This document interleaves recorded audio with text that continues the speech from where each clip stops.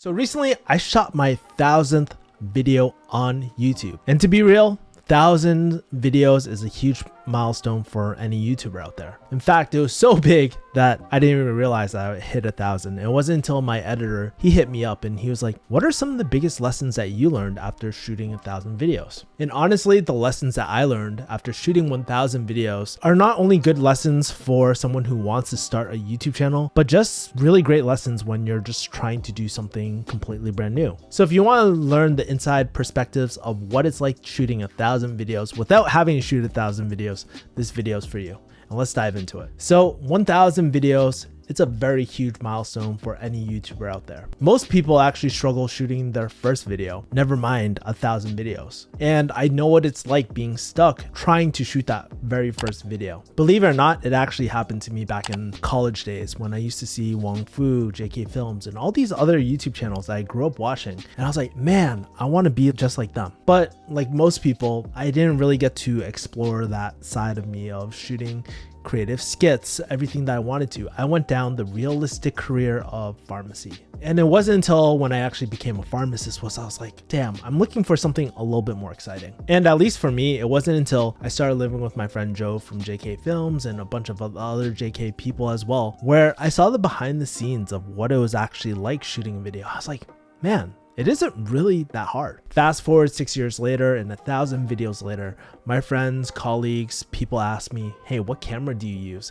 And how do you get started on YouTube? Which is really kind of cool. And even though I don't have the massive million following, I don't even have like a silver play button or anything like that, I've been able to create a lot of relationships online, both in person and virtual. And also I made a crap ton of money just with this YouTube channel alone, which is pretty cool. And it goes to show you, you don't need a channel that has millions of views. You just need the right people that are watching your channel. And so today I want to share the 3 lessons I learned about after shooting 1,000 videos, so you don't have to learn these lessons and shoot 1,000 videos yourself as well. These are the things that I wish I knew before shooting my very first video as well. So let's kind of dive into it. Let's cover the 3 lessons I learned on YouTube. So lesson number 1, you just never know who you might actually meet. So when I first started YouTube, I didn't really think about the friends I would meet here. I just wanted the internet fame.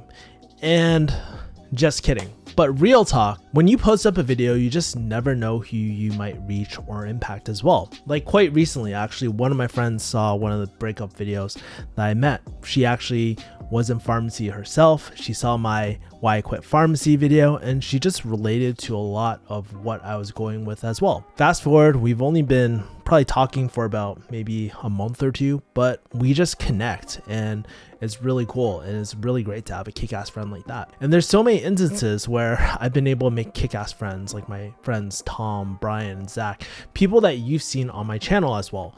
And I have a lot of friends who just messaged me on IG and we just connected. Also, the other cool thing in terms of relationships are brand deals. Like obviously I promoted things like Omni Shaver. I get a lot of free products and I get a lot of brands like reaching out to me now. It's only like 6 years later where they are actually interested in some of my, in me doing product reviews too. And then also the other cool thing is like I've been able to secure a lot of JB partners, like my friend Rich and Niche, Ali Abdal, and even my first high ticket sales client, Daisuke, who is a Facebook marketer. It all came from this YouTube channel, believe it or not. And I think the most powerful thing that you can do on social media or even on YouTube or even like new platforms like Clubhouse is just meet really kick-ass, really cool people as well. The most impactful thing was I was able to make friends leveraging the power of YouTube content and scalable content as well. You can put out one piece of content and guess what? Make hundreds of friends as well. And the really cool thing is like when I shoot a video, I see all the regulars, you guys comment in the comments and I see the same names when I do my weekly streams, and it's really cool to build this kind of cool connection between my community as well. And believe it or not, I actually have a folder called thank you screenshots where I have all my emails, DMs, and all the cool comments that you guys send that really brighten up my day. And I just think about what if I never started YouTube? I would have never got to meet so many cool people. And for me, relationships are the number one thing, most important thing that brought the most fulfillment in my life, honestly. Out of everything, this is the most fulfilling part of YouTube. All right, lesson number 2, I learned that quantity over quality has diminishing returns. You know, when you're first starting YouTube, it's hard getting a ton of videos out at first. I used to do vlogs and then talking head videos and then scripting videos versus like rambling videos as well. I've done almost every single type of video out there. Some were successful, a lot actually bombed really hard. I would say most of my videos that I produce, including this one, probably aren't gonna do well. But I think one of the things is like through trying different content, I've been able to get different reps and more comfortable in front of the camera. I remember I used to look at this camera, I used to get so intimidated because I was like, shoot, I don't really know what to say. I feel hella nervous, right? Those thoughts used to go through my head all the time. But even though I felt very comfortable in front of the camera after 1,000 reps, I realized that my work efficiency wasn't that great. I mean, if you take a look at someone like Ali Abdaal's channel with Y amount of videos, or Matt D'Avella's with X amount of videos, and you look at their sub count, they've only probably shot about 300 to 400 videos. I've doubled their input, but the quality definitely wasn't as high, or the topics that I was talking about weren't as impactful as well. And I kind of wish that I focused more after hitting my first 100 reps. I wish I spent more time kind of crafting more quality videos rather than just quantity. There was a period when I was posting every single day, but it was kind of trash. And when you are trying to put so much content out, it can be so overwhelming. And I think, you know, there's videos that I put out years and years ago and they're still performing to this day, like Single and 30 and Don't Do Pharmacy and stuff like that. And I was like, man, if I put a little bit more time into my videos, I could have had more videos go viral as well. And I think the secret behind all these bigger channels as well, because I'm part of Ali Abdaal's part-time YouTuber Academy, is that they have much better quality content. And you know, quantity is great to get practice, but it's only up to a point. More recently, I've been focused on kind of doing a little bit less and focusing on increasing more of the quality as well. So that's the second lesson I learned on YouTube as well. Lesson 3, this is the most important lesson that you can make or you can learn through YouTube as well. And it's almost impossible to not get better over time if you keep on producing videos. Let me explain. Out of all the lessons, I think this was one of the most important life lessons that I learned on YouTube. Sometimes when we get started, we start thinking, damn, I suck at this. Like, I don't know how to use a camera. I don't know how to edit videos. I don't know how to do thumbnails. I don't know how to do tags. And the thing is, you get in this feedback loop where you're thinking, damn, I suck at this. And the truth is, you probably do suck at this. So when I first started YouTube, I had no idea about lighting, cameras. I didn't know how to create a compelling story on YouTube or anything like that. So over the years, I've had to learn things like copywriting skills, basic lighting and videography skills, and like camera skills.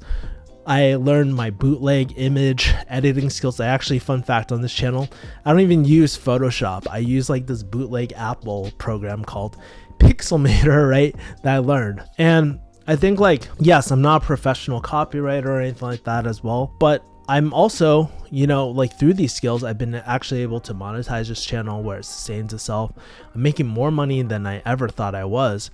And here's the thing, you learn over time. Like, you don't realize the power of these habits. There's this great book called Atomic Habits by James Clear, and he talks about the 1% building each and every single day. And the truth is, you learn a lot over time and it starts having this compound effect. And you really have to try, as long as you show up every single day, you really have to try not getting better, right? Like, to not get better. If you compare my 2015 Kevin video versus my 2021 video Kevin, the way I speak, the way I articulate, my thoughts are very different. And even my thumbnail game is completely different. It's less janky, and just, you know, I just feel like can be more of myself, like on camera as well. And I'm discovering myself. Like, it's kind of like a personal development journey. Because back in the day, I used to copy like my friend's Joe from JK Films. I used to say mudda this, mudda that. But these days I don't do that. And I don't have as many you know, like, I'm just more myself, and I feel like I'm a more grown and developed type of adult the more I do YouTube as well. So like I said, if you start your YouTube journey, if you start today, I guarantee you'll be better on your 10th video, 100th video, even 1000th video. video as well. So let me know your thoughts. Were any of these like lessons really profound to you? Are you thinking about doing YouTube as well? And if you're kind of curious what my first video was, I highly suggest that you watch my first YouTube video where I talked about pharmacy, how I dominated the saturated industry of pharmacy while sitting in my car. I literally had a T5i placed in front of my car and I just started talking. I remember how hot it was that day as well. I'll link it in the cards as well. But anyways, thank you for watching. Stay bold, stay kick-ass. Peace, mother people. Bye.